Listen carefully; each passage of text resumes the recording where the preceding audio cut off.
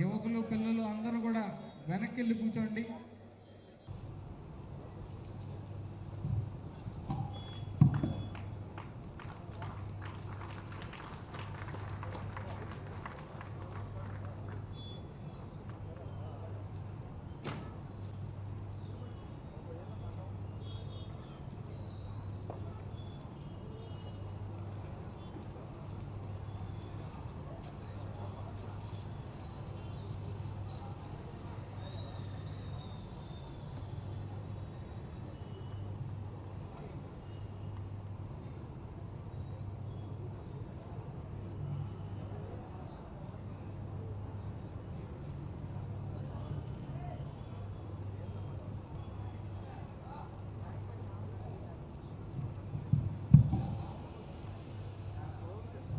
జాగ్రత్తగా పుస్తకాల డిస్ట్రిబ్యూషను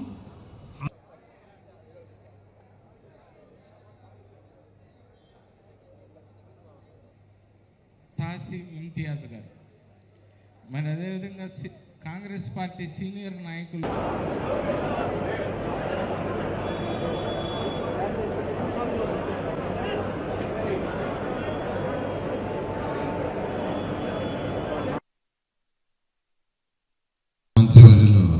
రామనాయుడు గారికి, పార్లమెంట్ సభ్యులు వేమిరెడ్డి ప్రభాకర్ రెడ్డి గారికి, వేదికను అలంకరించిన శాసనసభ్యులకు, ఆనం కుటుంబ సభ్యులకు, ఇక్కడికి వచ్చేసిన ఆనం కుటుంబానికి సంబంధించిన ఆత్మీయులకు, మీడియా పర్సన్స్కి అందరికీ నమస్కారాలు. మీకు అందరికీ తెలిసిందే, ఆనం వెంకటరెడ్డి గారి గురించి నేను ఎంత చెప్పినా అది తక్కువగానే ఉంటుంది. ఎందుకంటే ఆయన రైతుల సమస్యలు, కార్మికుల సమస్యలు, సామాన్య ప్రజల సమస్యల కోసం మొదటి నుంచి పోరాడి వారికి ఎంతో సేవ చేశారు. 1963-67లో నెల్లూరు జిల్లా కోఆపరేటివ్ బ్యాంక్ చైర్మన్గా రాజకీయ ప్రస్థానం చేసి 63-67 మళ్ళా 69-75లో కూడా 2 సార్లు జిల్లా కోఆపరేటివ్ బ్యాంకు చైర్మన్గా వారి సేవలు అందించారు. తర్వాత 1967లో మున్సిపల్ చైర్పర్సన్గా నెల్లూరుకి అనేక సేవలు చేశారు. అండర్గ్రౌండ్ డ్రైనేజ్ సిస్టమ్ కూడా ఆ పీరియడ్లోనే ఫస్ట్ నెల్లూరు మున్సిపాలిటీకి స్టార్ట్ అయింది. అదేవిధంగా 1972లో వారు విఆర్ కళాశాల పాలక మండలి అధ్యక్షులుగాను, అంతేకాకుండా మొదటిసారి 1972లో ఎమ్మెల్యేగా ఎన్నిక కావడం జరిగింది. తర్వాత 1973 నుంచి 78 దాకా హోంశాఖ మంత్రిగాను, మరి ఇరిగేషన్ మంత్రిగా చేసి నెల్లూరు సంబంధించిన అనేకమైన ఇరిగేషన్ ప్రాజెక్ట్స్ని టేకప్ చేసి వాటి ద్వారా నెల్లూరు రైతులకి ఎంతో ఉపయోగపడేటట్టుగా చేసిన వ్యక్తి స్వర్గీయ ఆనం వెంకటరెడ్డి గారు. వారు చేసిన రాజకీయాలు, ఇప్పుడు చేసిన రాజకీయాలు తీసుకుంటే పూర్తిగా భిన్నంగా ఉన్నాయి. వారు నైతిక విలువలతో కూడిన రాజకీయాలు చేశారు. ప్రజల సమస్యలు ఏంది, ప్రజల సమస్యలకై పోరాటం ఎట్లా, అసెంబ్లీలో మాట్లాడినా బయట మాట్లాడినా, ఇప్పుడు కొందరు నాయకులు అందరిని అంటలేదు, కొందరు నాయకులు మాట్లాడినట్టు పిచ్చి పిచ్చిగా సవాళ్ళు చేయటం, తొడలు కొట్టడం అలా కాకుండా ప్రజలకు ఏం సమస్యగా ఉన్నాయి వాటి సాధించడం ఎట్లా, ప్రభుత్వంలో ఉంటే ప్రభుత్వంతో మాట్లాడటం, ప్రతిపక్షంలో ఉంటే దానికి తగ్గట్టుగా మాట్లాడి అధికారులతో మాట్లాడి ఒక నైతిక విలువలతో రాజకీయాలు చేశారు. కానీ ప్రస్తుతం ఉన్న వాళ్ళలో చాలామంది ఆ నైతిక విలువలు పూర్తిగా మర్చిపోయారు.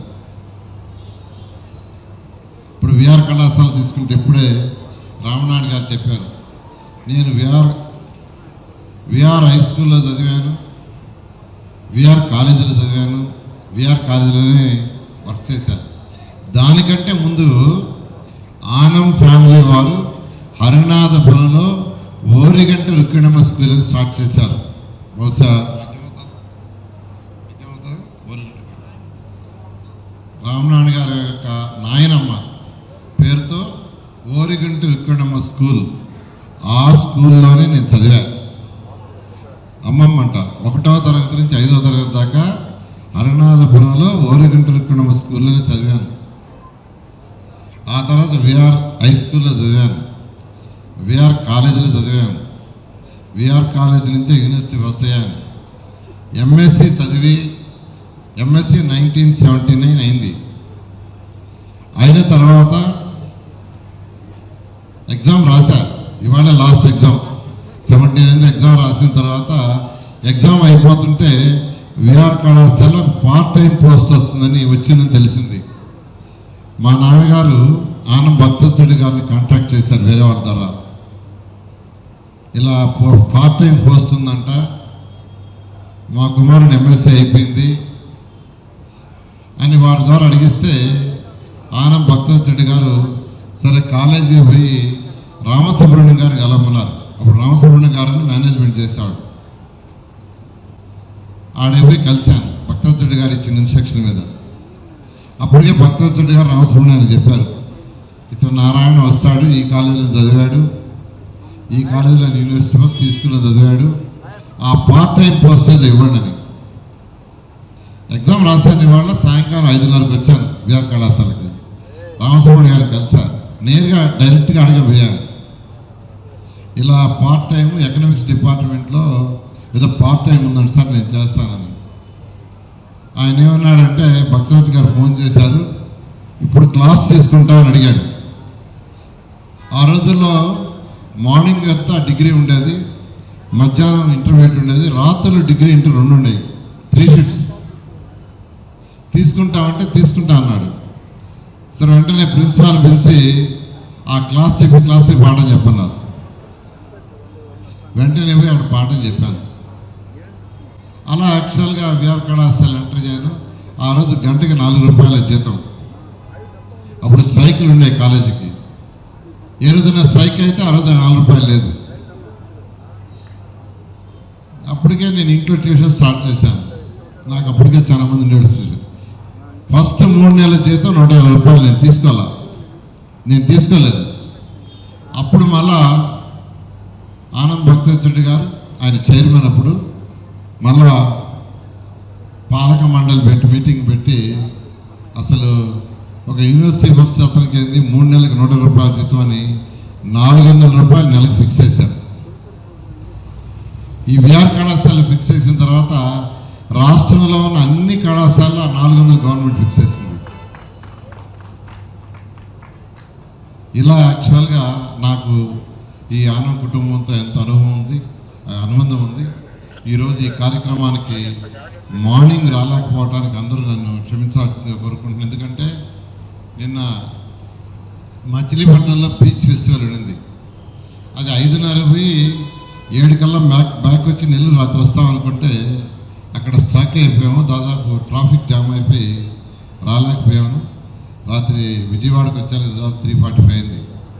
ఇంకా 3:45 ఎందుకులని మార్నింగ్ బయలుదేరి రావటం వచ్చింది. అందువల్ల అన్నిదా ఎవరు భావించద్దని కోరుకుంటూ ఈ మంచి కార్యక్రమాన్ని ఈరోజు ఈ యొక్క స్వర్గీయ ఆనం వెంకటరెడ్డి గారి యొక్క విగ్రహాన్ని తిరిగి ప్రతిష్ఠించే కార్యక్రమాన్ని ఈ సింహపురి సేవా సమితి వాళ్ళు టేకప్ చేసినందుకు వారందరూ కూడా ప్రత్యేకమైన ధన్యవాదాలు తెలియజేస్తూ సెలవు తీసుకున్నారు.